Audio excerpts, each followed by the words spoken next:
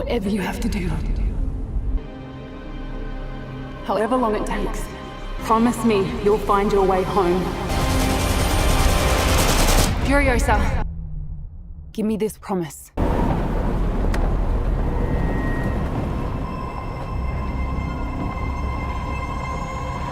Ladies and gentlemen, start your engines!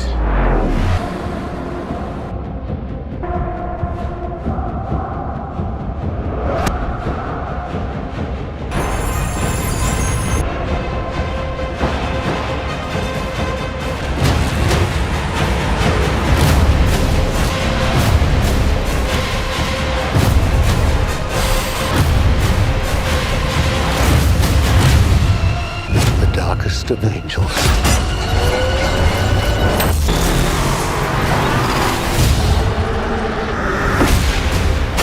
The question is, do you have it in you to make it epic? Wow, what a great way to start a video. And just think, this franchise started as a small Australian film in 1979 with an unknown actor and a first-time writer, producer, and director. I will go through the violent beginnings of this series all the way to the newest one. Make sure to stay with me to the end to see more of Furiosa. I am, of course,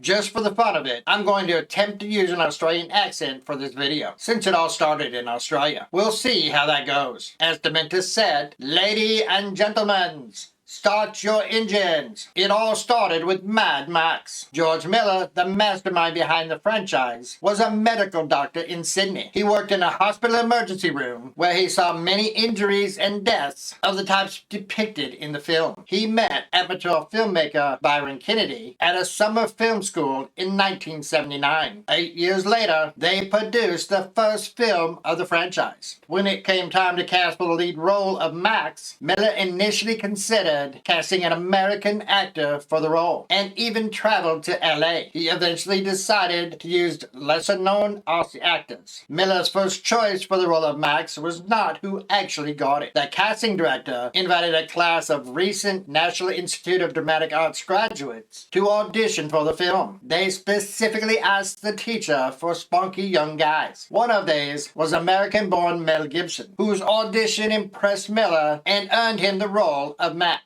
Most of the biker gang extras were members of actual Australian outlaw motorcycle clubs and rode their own motorcycles in the film. Here is a quick summary of the movie. A dystopian future Australia is facing a breakdown of civil order, primarily due to widespread oil shortages. The berserk motorbike gang member Knight Rider kills a rookie police officer of the poorly funded Main Force Patrol, the MFP. It is one of the last remaining law enforcement agencies.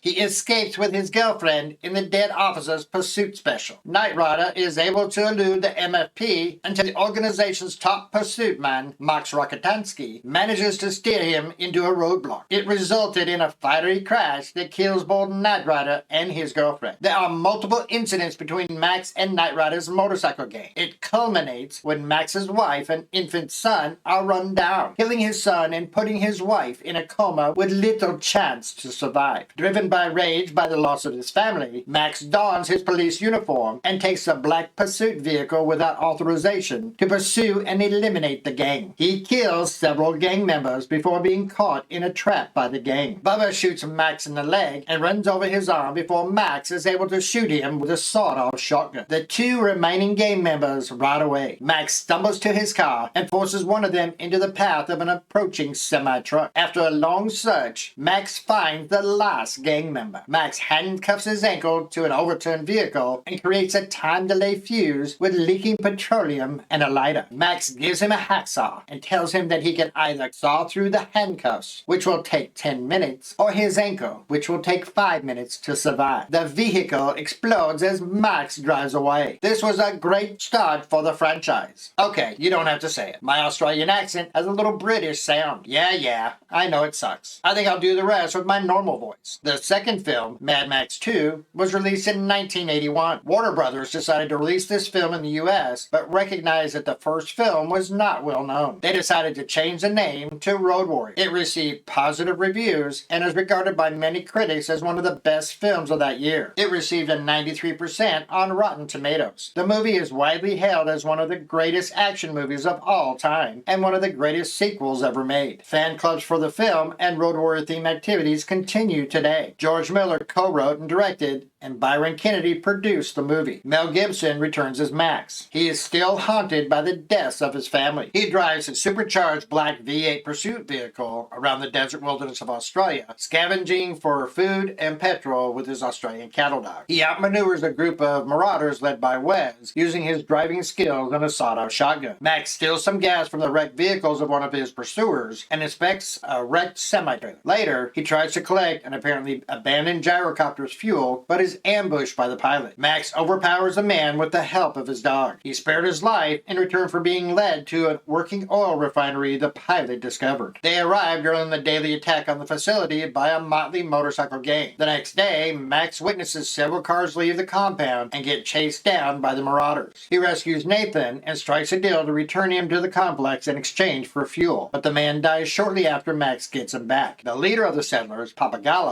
says the deal died with Nathan. The settlers attempt to confiscate Max's car and cast him out of their compound when the marauders return to negotiate. A feral child who lives in the refinery compound kills Wes's partner with a metal boomerang, and Wes wants revenge. But the gang's leader, a muscular masked man called Lord Humongous, offers to spare the settlers' lives in exchange for their fuel supply and leaves. Max offers his own deal. He will bring them the semi-truck he saw earlier so they can haul away the tanker full of oil if they return his car and give him as much fuel as he can carry. They agree, and that night, Max sneaks past the marauders on foot carrying fuel for the truck. He encounters the gyro pilot and forces the man to fly him to the truck. Max is able to get it started. It is somewhat damaged as he passes through the marauders' encampment on the way back to the refinery, but he makes it. He refuses Papagallo's offer to accompany the settlers to the fabled Northern Paradise, opting instead to collect his fuel and leave. Wes catches Max using Humongous's nitro-equipped vehicle, causing him to crash. The marauders kill Max's dog and is about to kill the seriously injured Max when a marauder attempts to siphon fuel from his car, triggering the car to self-destruct.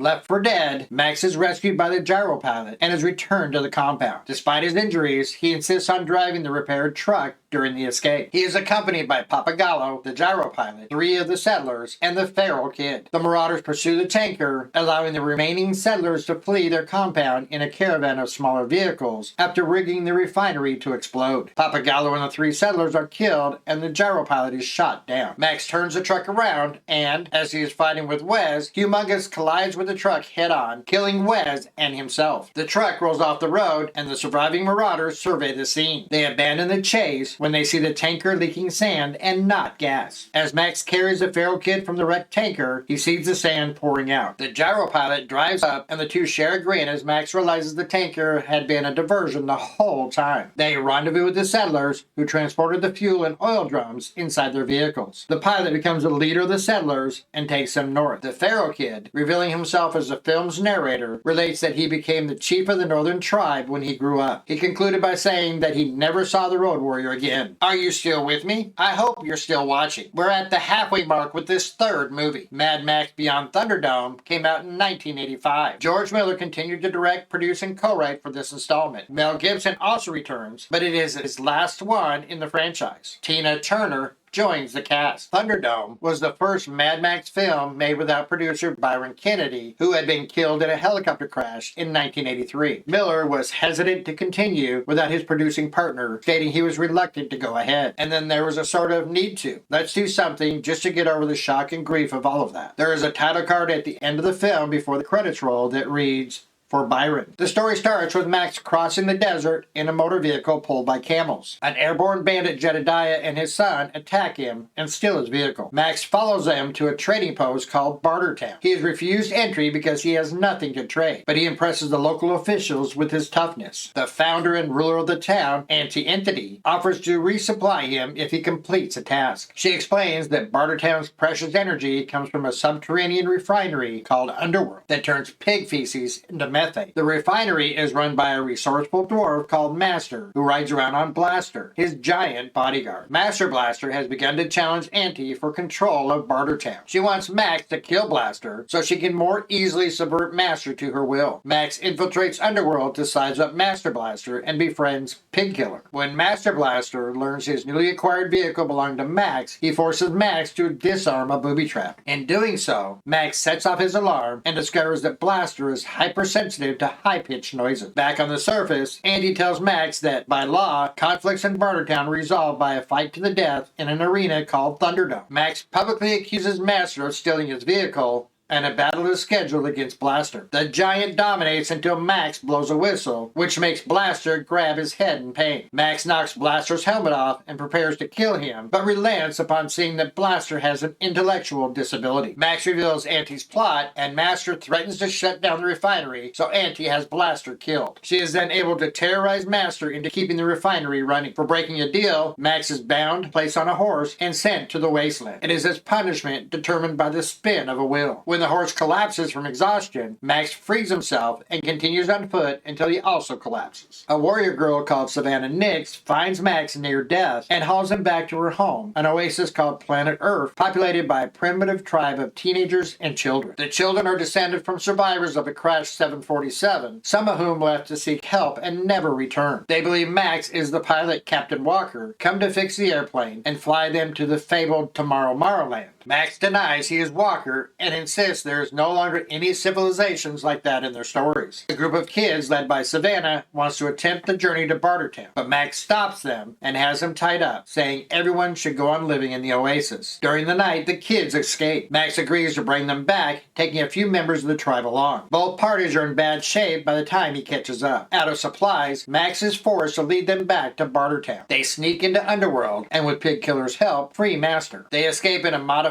truck down some train tracks. They destroy the refinery and most of Bartertown in the process. Auntie orders her forces to pursue and retrieve Master. Max and his group do their best to fight off the attackers. They come across Jedediah and his son, who Max coerces into providing a ride in the airplane. With the approach of Auntie's army shortening the runway, Max gets in his vehicle, which a child stole from one of Auntie's men, and crashes it to create an opening so the plane can take off. Injured and alone, Max is spared by an impressed Auntie, who leaves to rebuild Bartertown. Jedediah flies Master, Pigkiller, and the children to the ruins of Sydney. Years later, they have established a small community with other wanderers. Max wanders into the wastelands alone. You made it through the first 3, only 2 to go. George Miller took a little break from Max. Well, maybe it was a big break. I guess you could call 30 years a break. Obviously, there needed to be a new cast to continue the story. Mad Max Fury Road came out in 2015. Tom Hardy takes over the role of Max. Charlize Theron is Imperator Furiosa. Nicholas Hoult plays Nux. Rosie Whittington-White is the splendid Engerod. Zoe Kravitz is Toast the Knowing. And Riley Keough is Capable. Yes, that's their name. Miller came up with the idea of Fury Road in 1987. The film spent many years in development hell before pre-production began in 1998. Attempts to shoot the movie in the 2000s were delayed numerous times due to the 9/11 attacks and the Iraq War. There were even controversies surrounding Mel Gibson, eventually causing Miller to recast the role. They finally began filming in 2012. When it was released, it grossed $380.4 million, making it the highest grossing Mad Max film. It was actually nominated for 10 Academy Awards, winning 6. The story starts as Max is captured and taken to Warlord Immortal Joe's citadel. He is imprisoned and used as a blood bag for Nux. Furiosa, one of Joe's lieutenants, is sent in the armored war rig to trade produce for petrol and ammunition. Joe realizes his 5 wives are fleeing in the rig, so he leads his army in pursuit of Furiosa. Nux joins the pursuit with Max strapped to his car. Furiosa drives into a sandstorm and loses all of her pursuers except Nux. He attempts to sacrifice himself to blow up the rig. However, Max frees himself and restrains Nux. Furiosa destroys their car. After the sandstorm, Max finds Furiosa repairing the rig. She is accompanied by his 5 wives, one of which is pregnant. Max fights and subdues Furiosa. He tries to steal the rig, but doesn't know the code to bypass the kill switches. forces. He is forced to join forces with Furiosa and the wives. Nux gets on the rig as it leaves and attempts to kill Furiosa. He is overpowered and thrown out. Joe's army picks him up when they pass by. Furiosa drives through a canyon controlled by a biker gang. She arranged a trade for safe passage, but they turn on her when they spot an army approaching, forcing her to flee. The bikers detonate the canyon walls to block Joe. They pursue the rig as Max and Furiosa fend them off. Joe drives over the blockade in a monster truck. He catches up with the rig, allowing Nux to board and attack Furiosa again, but he trips before reaching the cap. While trying to help Max, Angerod falls off the rig and is fatally run over by Joe, who temporarily halts the pursuit. Capable finds Nux hiding in the rig and consoles him as he laments his failure. Furiosa and Max slow Joe's forces with mines set in swampland, but Joe's ally, the bullet farmer, continues the pursuit. The rig gets stuck in the mud, and Nux emerges from hiding to help free it, joining the crew. Furiosa blinds bullet farmer, Max confronts him, and returns with guns and ammunition. Furiosa explains to Max that the green place where they are heading is an idyllic land she remembers from her childhood. She recognizes a familiar landmark and shouts to a woman on top. The woman summons her clan, the Vuvellini, who recognize Furiosa as one of their own who was kidnapped as a child. Furiosa is devastated when she learns the green place is now inhabitable, and there are only 7 Vuvellini left. The group begins to ride across an immense salt flat, hoping to find a new home, but Max leaves. After seeing a vision of a child he failed to save, Max catches up and convinces the others to return the way they came, since there is nothing in the salt flat. He suggested that they return and take the undefended citadel, which has ample water and crops. They meet Joe's forces and engage in battle. 5 Vuvellini are killed and Toast is captured. As they approach the canyon, Joe gets in front of the rig to slow it. Max fights Joe's large adult son, Rictus Erectus. Furiosa, though seriously wounded, boards Joe's truck to save Toast, and the two join forces, enabling Furiosa to kill Joe. The surviving crew cross over to Joe's vehicle, and Nux sacrifices himself by wrecking the rig to block the canyon, killing Rictus. Max transfuses his blood to Furiosa, saving her life. Back at the Citadel, the people rejoice upon learning of Joe's death. As Max's companions are lifted to Joe's cliffside fortress, Max exchanges glances with Furiosa before disappearing into the crowd. Okay, we have made it through the first 4 installments of the franchise. Now get ready for the next chapter, Furiosa, a Mad Max Saga. The film is both a spin-off and a prequel to Fury Road. It stars Anya Taylor-Joy as Furiosa and Chris Hemsworth as Warlord Dementus. The film is set 15 to 20 years before Fury Road. As the world falls apart, Furiosa is snatched from the green place of many mothers and into the hands of a biker horde led by Dementus. While 2 tyrants war for dominance over the Citadel, Furiosa survives many trials as she plots her way back home through the wasteland. Check it out. Furiosa!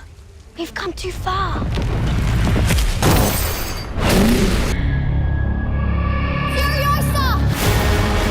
They took Furiosa! As a child, my world was forever changed. My mother was magnificent. And he took it all from me. Who do we have here? She's from a place of abundance. This is our destiny. My childhood. My mother. I want them back. I want them back! Whatever you have to do, however long it takes, promise you'll find your way home. Protect the green place. Ready, steady, go!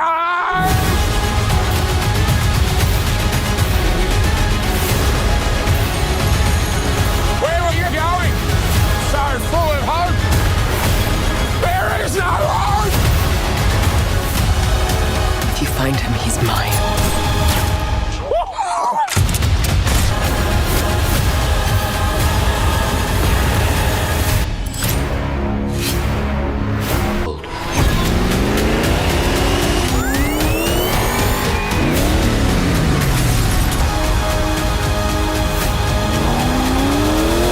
love seeing Chris Hemsworth step out of the hero limelight and play a bad guy. The movie has the potential to be a summer blockbuster. Get out and support your local theater and see this movie. It is definitely one you need to experience in a theater. Did you enjoy this? Make sure you subscribe to see more. Look out for my next video on Bad Boys Ride or Die. Bad Boys trailer is coming out. Right now. Right now. Right now. Yeah, right now. Right now.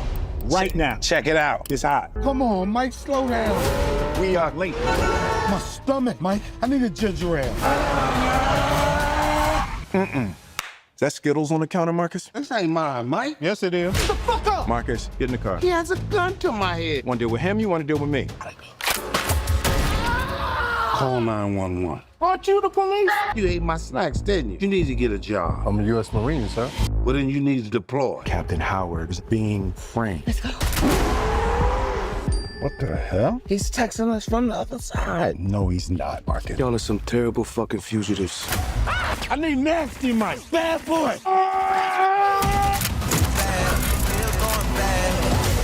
Until next time, see you soon, and let's go to the movies.